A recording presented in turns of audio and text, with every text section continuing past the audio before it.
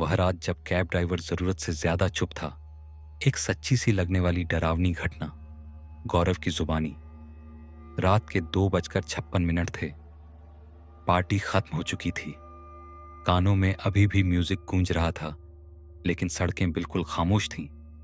मैं थोड़ा नशे में था, इतना कि डर दूर लगता है और जिज्ञासा करीब आ जाती है। मैंने कैब बुक की, लोअर परिल से अंधेरी वेस्ट। कैब आई, चांदी रंग की डिजायर। हेडलाइट्स बहुत हल्की थी, जैसे गाड़ी खुद नहीं चाहती हो कि कोई उसे दिखे। ड्राइवर बाहर खड़ा था। उसने नाइट विजन सनग्लासेस वो पहने हुए थे। रात के अंधेरे में वो चश्मा गलत लग रहा था, बहुत गलत। मैंने हल्के मजाक में कहा, भैया ये रात में सनग्लासेस? उसने मेरी तरफ देखा तक नहीं, बस बोला, अंधेरे में आंखें ज्यादा काम करती साहब। उसकी आवाज में कोई भावना नहीं थी, ना दोस्ताना ना रूखी, बस खाली। मैं बैठ गया। दरवाजा बंद हुआ। लॉक होने की आवाज ही कुछ ज्यादा तेज लगी। कैब चल पड़ी। इंजन की आवाज ऐसी थी जैसे गाड़ी सड़क पर नहीं, हवा पर फिसल रही हो। मुझे ड्राइवरों से बात करने की आदत है, खामोशी मुझे बेचैन करती है। मैंने कहा, काफी शांत लग रहे हो, क्या रोज रात में ही गाड़ी चलाते हो? उसने कुछ देर बाद जवाब दिया, जब शहर सोता है कि तब हम निकलते हैं। मैं मुस्कुराया। रात में मुंबई कुछ अलग सी लगती है ना? उसने शीशे से बाहर देखते हुए कहा। रात में शहर अपना असली चेहरा दिखाता है। अब मेरी जिज्ञासा बढ़ गई। मैंने आवाज धीमी की, भैया, रात को गाड़ी चलाते वक्त कभी कुछ अजीब हुआ है क्या? उसके हाथ स्टीयरिंग पर कस गए। ऐसे सवाल रात में नहीं पूछते। मैं रुका नहीं। मतलब कोई डरावना हादसा? कभी भूत देखा है? कैब के अंदर का माहौल बदल गया। उसने बहुत धीरे कहा, भूत होते हैं साहब, आप कृपया कोई और बात कीजिए। हमने देखे हैं, लेकिन उनके बारे में बात करना महंगा पड़ता है। उस आखिरी वाक्य में डर छिपा हुआ था। मुझे लगा मैंने उसे असहज कर दिया, और वहीं से मेरे अंदर का मजाकिया इंसान जाग गया। मैंने हल्की हंसी में कहा, अच्छा, एक बात बताऊं? उसने कोई जवाब नहीं दिया। मैं आगे झुका। इस सड़क पर ना कुछ साल पहले एक 26 साल का लड़का मरा था। स्टीयरिंग हल्का सा कांपा। एक कैब ड्राइवर ने उसे टक्कर मार दी थी। मैंने कहना जारी रखा और बिना रुके भाग गया। अब कैब के अंदर सिर्फ टायरों की आवाजें थी। मैं और डरावना हो गया। लोग कहते हैं वो लड़का वहीं मर गया था। रात के 2 से 3 बजे के बीच वो कैब बुक करता है, उसी उम्र के लोगों के साथ, उसी समय, उसी सड़क पर। ड्राइवर की आवाज कांपने लगी, बस कीजिए। लेकिन मैं रुका नहीं। उसका चेहरा साफ नहीं दिखता। मैंने कहा, बस आंखों में अंधेरा होता है। उसे सिर्फ एक चीज चाहिए, बदला। इसलिए वो सिर्फ कैब ड्राइवरों को मारता है, जिन्होंने किसी को सड़क पर छोड़ दिया था। ड्राइवर अचानक बोला, बंद करो। उसकी आवाज में गुस्सा था। मैं ये सब नहीं सुनना चाहता। मैं हंस पड़ा। अरे भैया, माफ करना, मैं तो मजाक कर रहा था। सच बताऊं, भूत वूत कुछ नहीं होते, ये सब दिमाग का खेल है। उसने बहुत शांत आवाज में कहा, भूत होते हैं। मैंने कहा, अब आप भी मजाक मत शुरू करो। उसने फिर कहा, भूत होते हैं। अब मुझे झुंझलाहट हुई। बस हुआ भैया, अगर आप भूत हो तो चलो गायब होकर दिखाओ। कैब अचानक रुक गई। पूरी सड़क सुनसान थी। स्ट्रीट लाइट झपकने लगी। ड्राइवर ने स्टीयरिंग छोड़ी, धीरे धीरे मेरी तरफ मुड़ा और बहुत शांति से बोला, भूत होते हैं और गायब भी हो सकते हैं। उसने अपने नाइट विजन सनग्लासेस उतारे। मेरी सांस अटक गई। उसकी आंखें थीं ही नहीं, ना खून ना जख्म, बस गहरी काली खाली गहराइयां, जैसे किसी ने अंदर से सब कुछ निकाल लिया हो। मैं हिल नहीं पाया और अगले ही पल वो हवा में बिखर गया, जैसे कभी था ही नहीं। मुझे नहीं पता मैं कितनी देर जड़ बना रहा। जब होश आया, मैं कैब के बाहर खड़ा था। सड़क खाली, कैब बंद, ड्राइवर की सीट खाली। आज भी मैं कैब लेता हूं, लेकिन रात में ड्राइवर से बात नहीं करता। और अगर कोई ड्राइवर रात में सनग्लासेस पहने दिख जाए तो मैं बिना सोचे राइड कैंसिल कर देता हूं।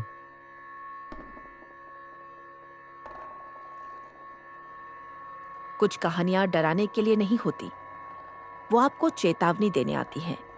ये कहानी है एक गलत फैसले की, और उस रात की जब एक आम सी ड्राइव कुछ और ही बन गई। अक्सर हम सोचते हैं कि सड़क बस हमें हमारी मंजिल तक पहुंचाने के लिए होती है, लेकिन कुछ रास्ते रात में आपको परखते हैं, और अगर आप गलत जगह रुक गए तो शायद कोई आपके रुकने का इंतजार ही कर रहा हो। ये बात करीब 2 साल पहले की है। मैं एक फैमिली फंक्शन से लौट रही थी। रात काफी हो चुकी थी। घर तक का सफर लगभग 2 घंटे का था, लेकिन रुकना मुमकिन नहीं था।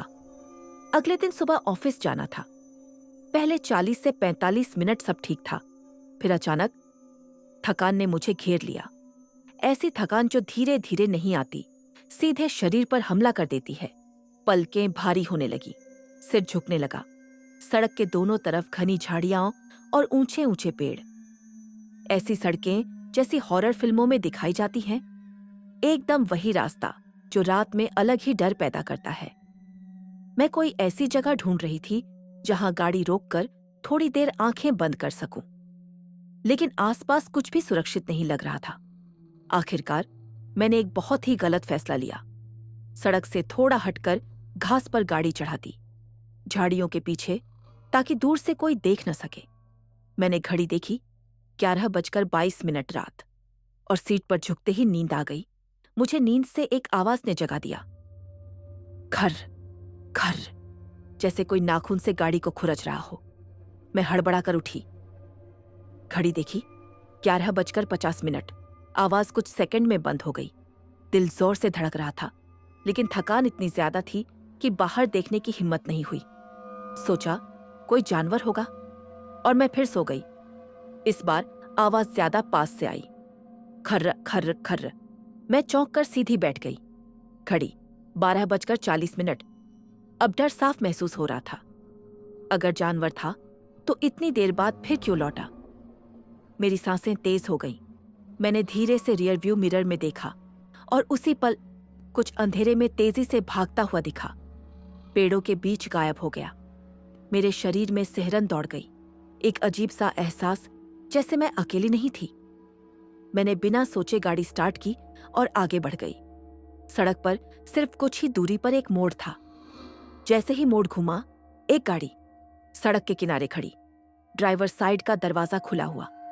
मैंने रफ्तार धीमी की, अंदर झांका, कोई नहीं, सीट खाली। मैंने राहत की सांस ली और आगे बढ़ने ही वाली थी कि मैंने फिर से रियर व्यू मिरर देखा। अचानक एक आदमी मोड़ से दौड़ता हुआ निकला, पूरी ताकत से हाथ हिलाते हुए चिल्ला रहा था, रुको रुको जरा। उसकी आवाज रात की खामोशी को चीर रही थी। उसका चेहरा ठीक से दिखाई नहीं दे रहा था, लेकिन उसकी चाल गलत थी। मेरे दिल ने कहा, रुकना मत। मैंने ब्रेक नहीं लगाया, मैंने एक्सेलरेटर दबा दिया। गाड़ी तेज होती चली गई। कुछ सेकंड बाद मैंने फिर मिरर देखा। वो आदमी अब भी भाग रहा था। फिर अचानक वो अंधेरे में गायब हो गया, जैसे कभी था ही नहीं। मैं पूरी रात गाड़ी नहीं रोकी, सीधे घर पहुंची, दरवाजा बंद किया, लाइट जलाई, लेकिन हाथ अब भी कांप रहे थे। आज भी मैं लंबी ड्राइव करती हूं, लेकिन अगर रात में नींद आने लगे तो मैं गाड़ी रोकती हूं, किसी ढाबे पर, किसी पेट्रोल पंप पर, कभी भी सुनसान सड़क के किनारे नहीं, क्योंकि कुछ रास्ते सिर्फ सफर नहीं होते, वो किसी के इंतजार में होते हैं।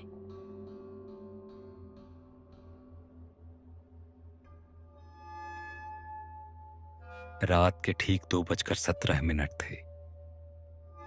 मैं जानता हूं, क्योंकि उसी पल मेरे मोबाइल की स्क्रीन अचानक जल उठी थी। अंधेरे अपार्टमेंट में अकेला खड़ा मैं उस हल्की सी रोशनी से भी घबरा गया था। कमरा बिल्कुल शांत था, इतना शांत कि दीवार पर लगी घड़ी की टिक टिक मेरे सीने में हथौड़े की तरह लग रही थी। फोन वाइब्रेट नहीं कर रहा था, कोई रिंग नहीं थी, बस स्क्रीन पर एक नाम चमक रहा था, अनन्या। वही नाम जिसे मैं पिछले 18 दिनों फोन से देखने से बच रहा था, वही नाम जिसकी मौत का प्रमाण पत्र अभी भी मेरे बैग में पड़ा था। और उसी पल मुझे समझ आ गया था, यह कोई आम कॉल नहीं थी। यहीं से सब कुछ शुरू हुआ। मैं मुंबई के उपनगर में बने एक पुराने अपार्टमेंट की 8वीं मंजिल पर रहता हूं। ये फ्लैट मैंने कुछ महीनों पहले लिया था। सस्ता, सुनसान और शहर की भीड़ से थोड़ा दूर। मैं सॉफ्टवेयर इंजीनियर हूं। रात को देर तक काम करना मेरी आदत है, और सच कहूं तो अकेलापन भी। मेरी जिंदगी में बस एक ही इंसान था जिससे मैं रोज बात करता था, मेरी छोटी बहन अनन्या। लेकिन अब वह जिंदा नहीं थी। 6 दिन पहले इसी अपार्टमेंट की बालकनी से वह नीचे गिरी थी। पुलिस ने कहा एक्सीडेंटल फॉल। पोस्टमार्टम रिपोर्ट में वही लिखा था। कोई सुसाइड नोट नहीं, कोई संघर्ष के निशान नहीं, बस एक लाइन और एक लाश। उस रात मैं घर पर नहीं था, मैं ऑफिस में था।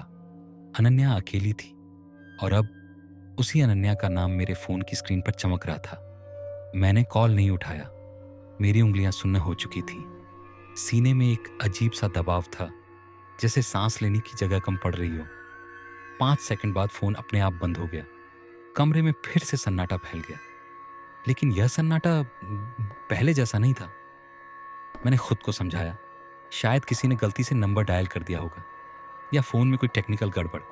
लेकिन अगले ही पल एक मैसेज नोटिफिकेशन नेट आया। मैंने स्क्रीन देखी, बस एक लाइन थी, मैं घर के अंदर हूं। उस पल मुझे लगा जैसे अपार्टमेंट की हवा बदल गई हो। एसी बंद था, फिर भी ठंड बढ़ने लगी। बालकनी का पर्दा अपने आप हिलने लगा, जैसे कोई अदृश्य चीज मेरे पास से गुजर रही हो। मैंने धीरे धीरे पूरे कमरे पर नजर डाली। कोई नहीं था, लेकिन मुझे साफ महसूस हो रहा था मैं अकेला नहीं हूं। मैंने कांपते हाथों से मैसेज डिलीट किया, फोन टेबल पर रखा और बाथरूम की तरफ चला गया। जैसे ही मैंने शीशे में देखा, मेरी सांस अटक गई। कुछ सेकंड के लिए शीशे के पीछे मुझे वो अनन्या का चेहरा दिखा। आंखें पूरी तरह काली, मुंह खुला हुआ और गर्दन अस्वाभाविक तरीके से मुड़ी हुई। मैं पीछे गिरते गिरते बचा, लेकिन जब मैंने दोबारा शीशे की तरफ देखा, वहां सिर्फ मेरा अपना डरा हुआ चेहरा था। उस रात मैं सो नहीं पाया। सुबह होते होते मैंने तय किया, मैं इस फ्लैट में अकेला नहीं रह सकता। मैंने अपनी चचेरी बहन से रिया को फोन किया और उसे अपने पास बुला लिया। रिया को शुरू में सब कुछ वहम लगा, लेकिन जब मैंने उसे कॉल लॉग्स और मैसेज दिखाए तो उसके चेहरे का रंग उड़ गया। सबसे डरावनी बात यह थी कि मैसेज भेजने वाला नंबर अब भी अनन्या का ही था। वही सिम, वही फोन जो पुलिस के मुताबिक घटना के बाद पूरी तरह टूट चुका था। उस शाम हम दोनों ड्राइंग रूम में बैठे थे कि अचानक बिजली चली गई। पूरा फ्लैट अंधेरे में डूब गया, और तभी किचन से किसी के चलने की आवाज आई। नंगे पांव, धीमे घिसटते हुए कदम। अचानक किचन की लाइट अपने आप जल गई, और किचन के बीचों बीच अनन्या खड़ी थी, सिर झुका हुआ, बाल चेहरे पर गिरे हुए, पैर जमीन को छू ही नहीं रहे थे। मैं कुछ बोल नहीं पाया, रिया चीख तक नहीं पाई, और अगले ही सेकंड लाइट फिर से बंद हो गई। जब बिजली वापस आई, किचन खाली था, लेकिन फर्श पर गीले पैरों के निशान थे जो सीधे बालकनी की तरफ जा रहे थे। रिया उसी रात चली गई, लेकिन मैं नहीं गया, क्योंकि मुझे अब समझ आ रहा था अनन्या मुझे डराने नहीं आई थी, वह कुछ कहना चाहती थी। अगली रात फोन फिर से बजा, 2:17 पर। इस बार मैंने कॉल उठा लिया। फोन के उस पार कोई आवाज नहीं थी, बस धीमी सांसों की आवाज, और फिर एक भारी गिरने की आवाज। और उसी पल मेरी आंखों के सामने सब कुछ चलने लगा। अन्या बालकनी से गिर रही थी, लेकिन इस बार उसे किसी ने धक्का दिया था, और वह कोई मैं खुद था। फोन कट गया, मैं जमीन पर बैठ गया। मेरे दिमाग में सब वापस आने लगा। उस रात की लड़ाई, पैसों को लेकर हुआ झगड़ा, गुस्से में उसे बालकनी से दूर हटने के लिए धक्का देना, और फिर एक पल की खामोशी, और नीचे गिरने की आवाज। जिसे पुलिस ने एक्सीडेंट समझा, वह सच नहीं था, और अनन्या की आत्मा न्याय चाहती थी। अगली सुबह मैंने पुलिस को सब बता दिया। शाम को जब मुझे गिरफ्तार किया जा रहा था, मेरे फोन पर आखिरी मैसेज आया, अब मैं घर से बाहर जा सकती हूं। उसके बाद उस नंबर से फिर कभी कोई कॉल नहीं आई। आज भी वह अपार्टमेंट खाली पड़ा है, और कहते हैं रात के 2:17 सुन वहां से कभी कभी मोबाइल की रिंग सुनाई देती है, लेकिन फोन उठाने वाला अब कोई नहीं है।